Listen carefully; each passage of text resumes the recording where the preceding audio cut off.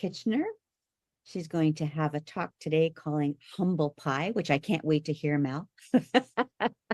I'm going to show the slides for Mel. So Mel, just tell me when you want to move forward. I'll go on mute though, just so you have all of the stuff you need to be able to say that kind of thing. So quick introduction for Mel.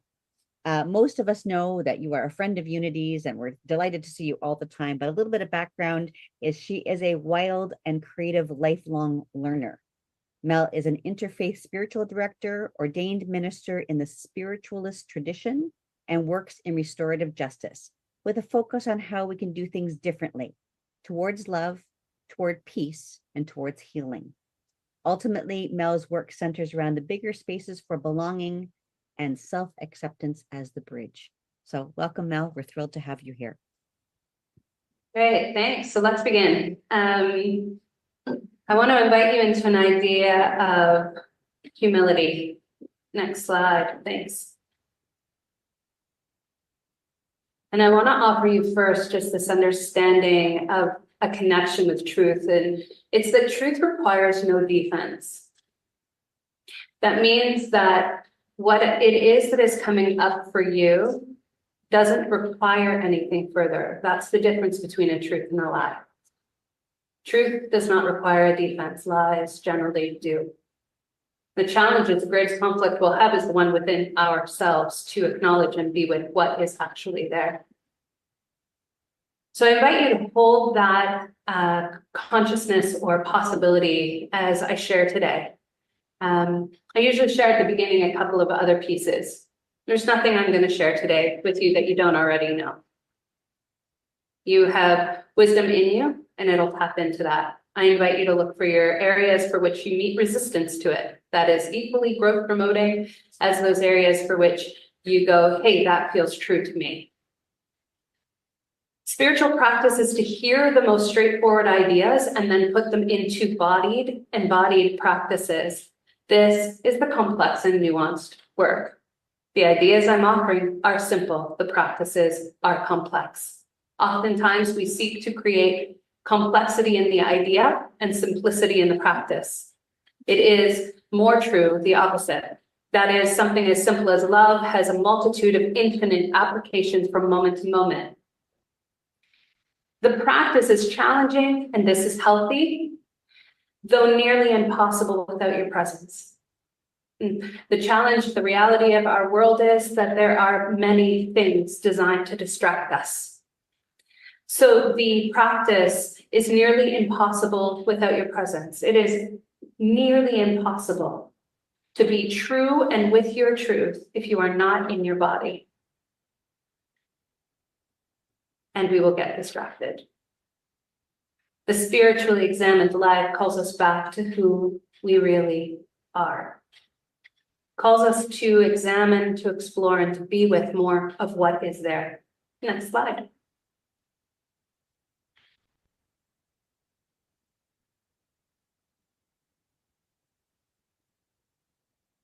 One of my teachers challenged me to be able to have my own terms of reference for the words that I use. That teacher said, hey, that's actually a responsibility of yours to do. It is responsible of you to know what you mean when you speak a word and to be able to articulate the meaning of it in 6 words or less. Had some tough teachers in my life, and they've grown me and challenged me to get clear, calmer, and connected about who I am and what I know my truth to be. So the question of what humility is to you is work I cannot absolve you from. It is responsible. It is important for you to know what you mean by humility. What I will offer is this, our Western dictionary definition. Humility is defined as humility, a modest or low view of one's own importance. I would like to start with how ideas shape our world. That is our Western dictionary view. To make oneself of own self of little importance.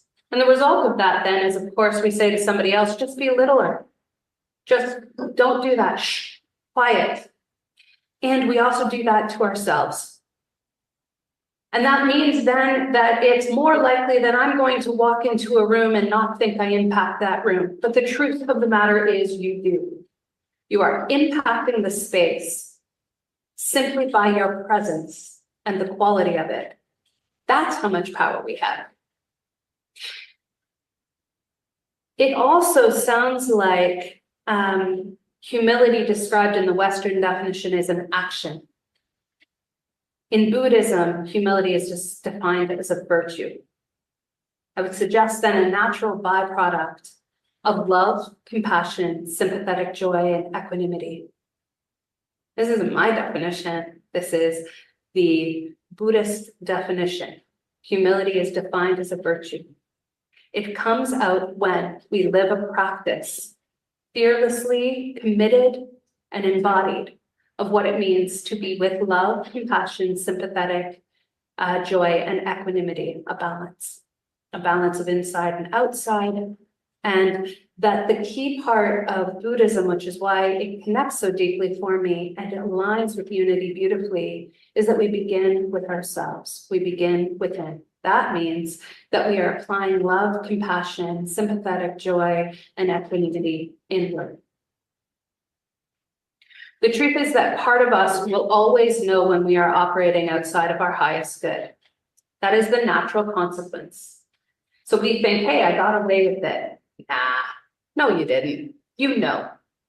A part of you will always know, and that part then will not be in alignment, and you will feel it. Peace, I am learning, has less to do with what is going on around me and more to do with whether or not I can look at myself and say I showed up in that moment or on this day in the way that I wanted to. And when I fall short, which I inevitably will do, turns out a multitude of times per day, the quicker I can own, account, and be responsible for that and say, hey, I just talked in a way there that was way less than the loving, caring person I choose to be. And so I'm just going to name that, and I want to come back into it. It means that we actually lean into discomfort and we lean into our practice, whatever that practice looks like, whatever it is we have to be. And we do that with commitment. Indicators that we are operating outside of our alignment or authenticity. And I would say for me, I articulate that as thoughts, words, actions in alignment. My heart, my mind, my body are all flowing in the same direction, and those are my values. And I have determined them and I commit to them. It is a full participatory place. Indicators that I am not in alignment in those ways include defensiveness. And defensiveness, I like, there's this model called the shame compass, and defensiveness really can look like avoiding, withdrawing, attacking another, attacking self. So we notice that. I'm no longer present, I'm away attacking myself for the silly thing that I said, for the way that I wasn't what I should have been or what I thought I should do. You can feel ideally I'm using enough judgment words to cultivate that. And what I'm suggesting is if we were to apply compassion, love, sympathetic joy, even passion to that piece and bring it back in, it would change. A lack of peace will also be experienced. Increased anxiety. I said yesterday to my youngest child, I can hear in this moment that it's possible that your anxiety is the relationship between what you are most afraid of and what you know that you are not doing. I said, my gosh, I'm going to write that down. The anxiety I'm feeling is between what I am most afraid of having happened, and what I know I am not doing, which will fast track me to that place I most fear. And an obsessive need for other people to understand. And that has been one that being able to have that articulate and named has changed my life. It is often that we are frustrated, we ourselves are not understanding what is going on for us, and therefore we project out and we say, everything out here needs to be different so that I am understood. No. It is powerful as heck. Truth needs no defense. When I come into a knowing a deeper knowing, and it's a bigger container and it aligns with my virtues and my values, and I am showing up in it. It turns out it doesn't matter what I'm facing. I can do it from that place. And I promise there's a sense of peace there that is astonishing to me. Next slide.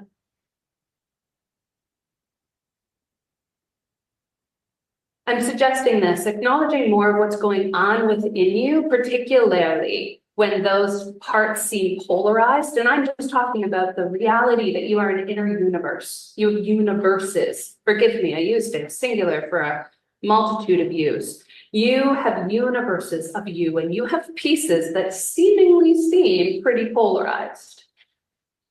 Your capacity to be present in the world and with others leans on your own capacity to meet those seemingly polarized parts of yourself.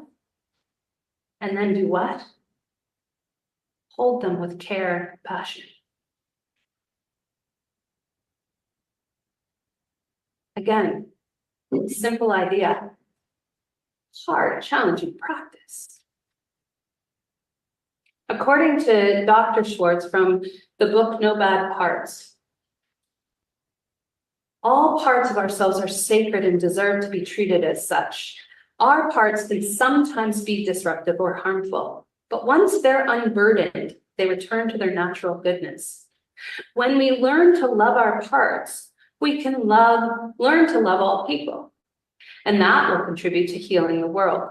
All of us are born with subconscious minds of parts, and the key to health and happiness is to honor, understand, and love every part. Sounds great. Why do we resist that?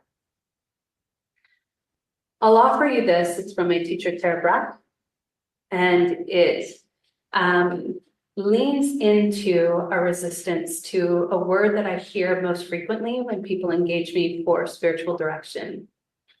They say, I want to get to know myself more. I want to understand these pieces of myself, but I don't want to be. Anyone wants to guess the word? Vulnerable? Vulnerable. I don't want to be vulnerable.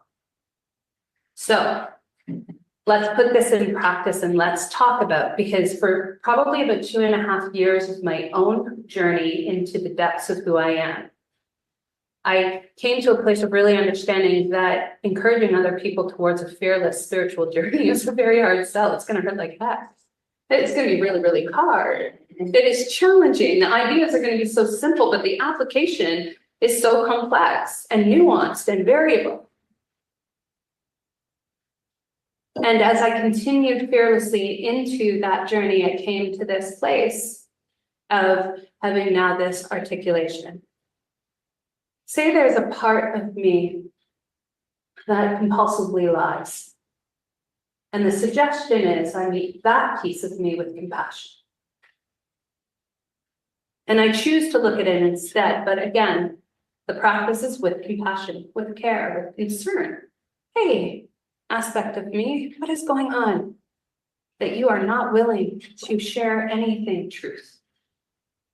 What is going on? What is happening for you? Come close. It means that I will go underneath the surface of that, and that will drop into vulnerability. Because maybe the truth is, I'm afraid nobody will like me if I am who I am. The reality is I sold out a long time ago. I don't know who I am. I've just been what everyone else wants. I'm scared. I feel alone. I don't know how to do it. I don't know if I'll ever know how to do it. That vulnerability and our ability to be with that with compassion, similar to humility, which cultivates naturally from this practice, the byproduct is transformation. Simply in acknowledging what is truly there, it will transform. All on its own, it is fantastic, but not first without being seen and acknowledged. By who? By you, for you to see you, for you to know that that is there, for you to witness that with a care and compassion, a curiosity. All of us are born with subminds or parts. The key to health and happiness is to honor, understand, and love every part. Where do you begin? I'm suggesting within.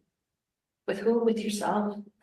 Just a little more, just a tiny little bit more curiosity applied to those hard things, to those pieces of you that, we wish weren't there maybe.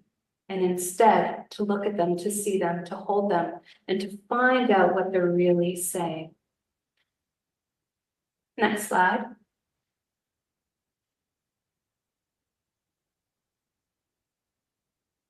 I love this little meme. Be with someone that makes you happy. Be someone that makes you happy. That is the practice that will have you in intimate, engaging, and fulfilling relationships, whether they are erotic, platonic, business, personal. That is where the juice is. The truth of the matter is, you don't have to be friends with every single person. That's ridiculous. Think about how many of us there are on this earth. That's not where the juice is. The juice is where you are who you really are. Walking on the path you were going to walk anyways, because you know who you are and you know what you want and you're going after it. And you meet those other people that are on your way, for as long or as fleeting as that may be. But it is sustainable. I have learned that our values in practice are what is sustainable. I do not tire there the way that I used to, trying to be what it was I thought people wanted of me. Which, by the way, for those of us who struggle with being too empathetic, too deeply caring about other people, too emotional, that could be that. I would name this for those of us who might move into let me be what you need. I can feel what you need. It is understanding that that is its own form of emotional unavailability, because you are robbing people of the chance to get to know who you are, what you think, what you feel, what you know, what you care about. And you're robbing yourself of that chance, because we become empty and shadows as a result. Remember, I said nearly impossible if we are not present. Be someone that makes you happy. Oftentimes we do duality thinking. We've been taught to do this. We're very, very skilled at it. So it's values versus practices.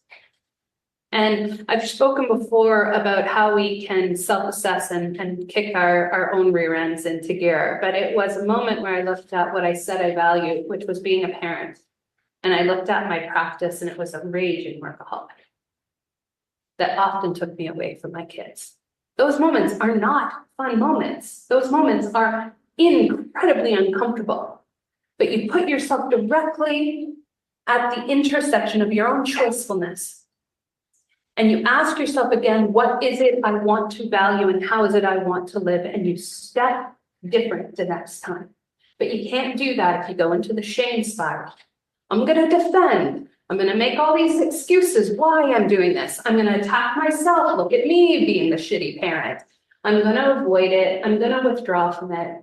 Or you meet it.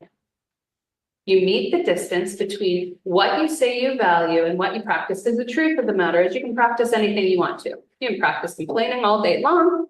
If that's what you want to practice, I'm just saying, know you're practicing it. Just know you're practicing it. Do it. But know you're practicing it. And then ask yourself, is this what I want to still be doing? And if it is, continue doing it, but know you're doing it. That's all. That's the practice. Then from there, we deepen practices of self-accountability. And that I would articulate today as being responsive and responsible for what we say and do or don't do. I want to say that again, because again, it's simple in idea, hard and challenging as it's meant to be in practice. Being responsive and responsible for what we say and do or don't do. When we deepen and mature into that space, we'll find that values and practices dance. and it's called embodiment.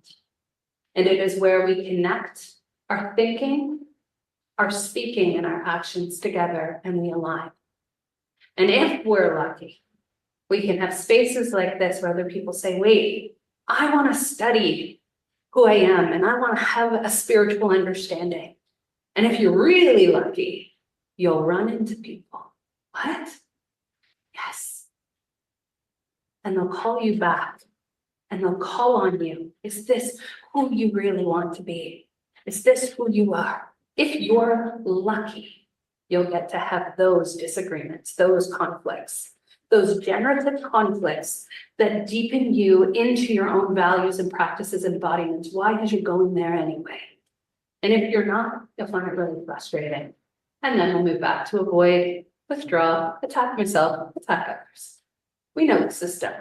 It's very, very embedded in us. Next slide. I love that there was a Zen Buddhist quote at the beginning of the service, and I offer you this. It is a Zen Buddhist concept that you may know as the beginner's mindset. The practice is quite simple. When we speak of humility, humility is making room in your own mind, heart, and worldview for new information. That is a hallmark of it. A beginner's mindset is to call toward humility, toward awareness that everything that is functioning and valuable and meaningful to us, and everything that appears to be muddy and hard is in all of us. And we're standing at intersections of choicefulness. And if we understood that and we understood who we were, we would change. So we call toward humility, toward openness, toward curiosity instead of pretension or apathy. Without a beginner's mindset, you might approach new subjects with skepticism or familiar ones with autopilot.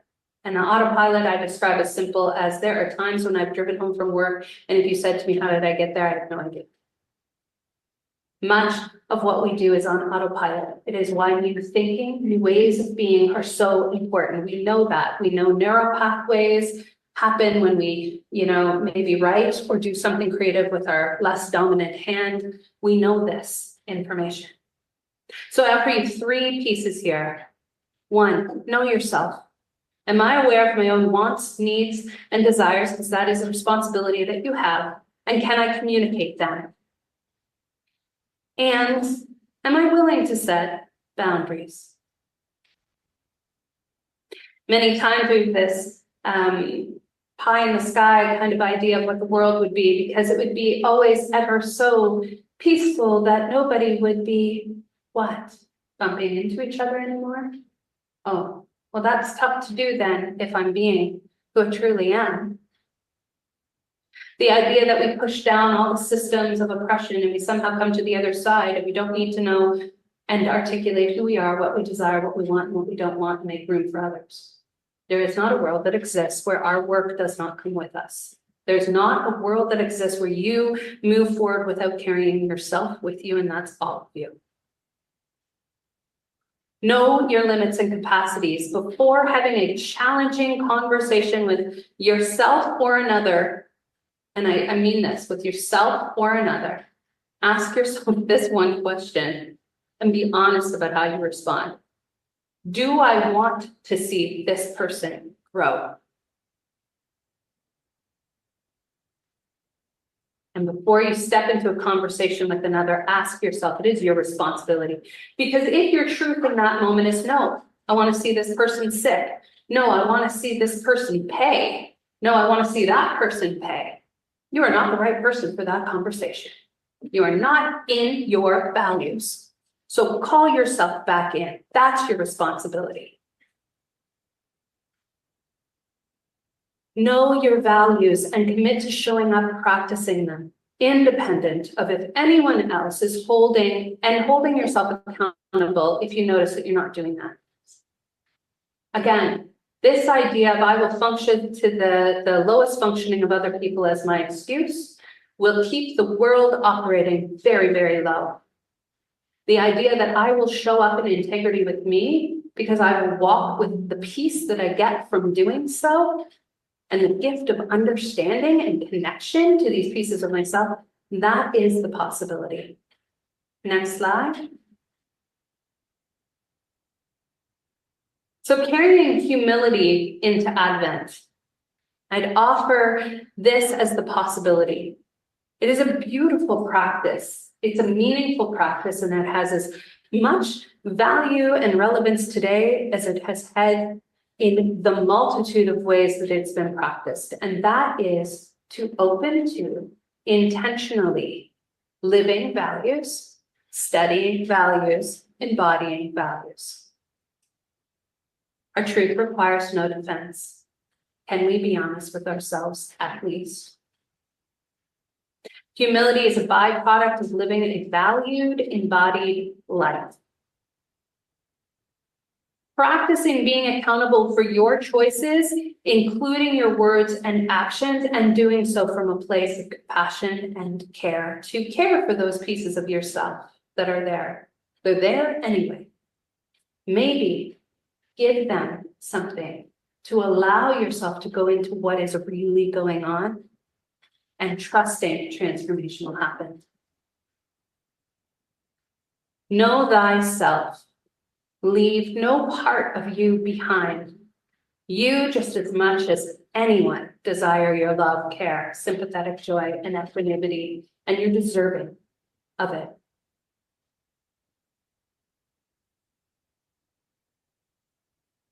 Be able to say to yourself and mean it, I have a strong practice of being open to new information, ways of being and doing. And lastly, though I want to dive deeper into this idea through meditation, there is no other. Remember to remember. Here's the thing about Advent. If you decide to embark on this journey, it's similar to when we choose what 12 candles we want to focus on, what we want to let go of, what we want to bring in. These practices have power, and they're linked directly to principles. And if you're lucky enough to have people in your life that hold care and accountability for your journey in that way, for that examination in that way, offer gratitude. Because here's the deal. Hope, love, joy, peace will be mirrored to you in ways that you will want to receive and in ways that are challenging to receive. That is the point. Be with the discomfort. Choose growth. At the intersections of moments in your life and experiences, I will suggest we grow from the ones that are most challenging. Allow and do so with presence and with your values present. Peace, hope, love, joy, all reside there, in that moment where we acknowledge life is difficult and we choose how we want to meet it. Next slide. So I want to invite you into time of meditation, dipping into your body, feeling into your body. The truth is, there is no other. In that way, you are the one that you've been waiting for. And you, like everyone else, is a mix of everything. The key is to remember. Spoken in nearly every Indigenous space I step into, including most recently at a speaking engagement with Robin Walls-Kimmerer. Remember to remember is whispered to us over and over. There is no other. In the English language, we often it beings. Breathing beings, whether it's plants, animals, people. We it them. Yet Robin Walls-Kimmerer suggests that we he them, K-I. this word meaning living earth. In that way, we wouldn't look at a pack of geese, she says, and point at them and say, look at it. We would point and say, look at key. And then she says, wait, we would need a pronoun for a group of geese. Oh, I know, that one's easy, we already have it. Kin. And we would point to those pack of geese, those flock of geese flying. And we would say, look, there's my kin flying south. I will miss you. And we begin to meet those parts of ourselves in the same way. Those hurting pieces of ourselves. Hello, friends. Who are you? What do you need? I imagine it this way. When we think about the wisdom of water, it would be water's own journey to see that it is both a muddy, stagnant puddle, trickling stream, a raging waterfall, destructive hurricane, and literally the source of life, all at the same time.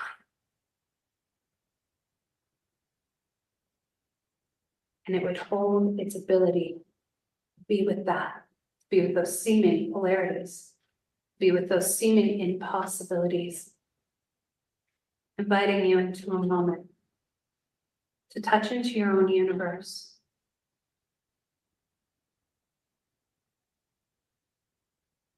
To imagine for a minute what offering greater care to more of who you are would look like.